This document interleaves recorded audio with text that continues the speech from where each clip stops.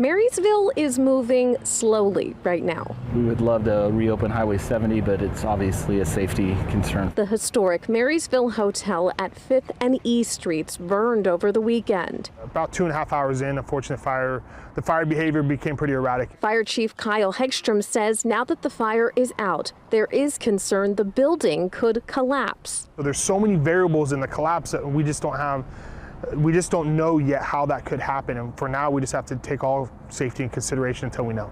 Now what's left of the piece of Marysville history is only visible from a distance, as closures around it remain in place from 3rd to 6th Streets. I'm sure it's very frustrating, especially people that either live or commute through here, this corridor. It's a very busy corridor.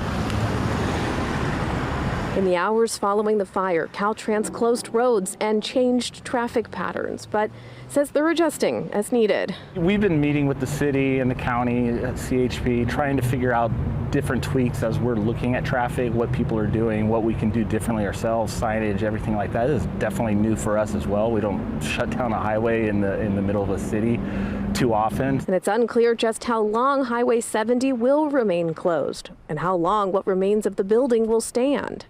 Marysville City Manager Jim Schad told KCRA3 the city rejected the owner's offer to donate the property to the city, saying the cost of demolition exceeds the value of the property.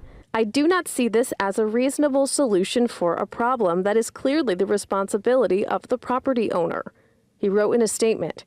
In the meantime, people are eager to hear what will happen next. Maybe they could build something that looks similar so that the town isn't like devastated about the fire, about the hotel itself, because Hotel Marysville really made a big part of this whole entire community. City leaders say they hope to have more answers soon. I know that it's been tough to get information out. We really want to change that and get the information to the people that need it and just really keep our community informed.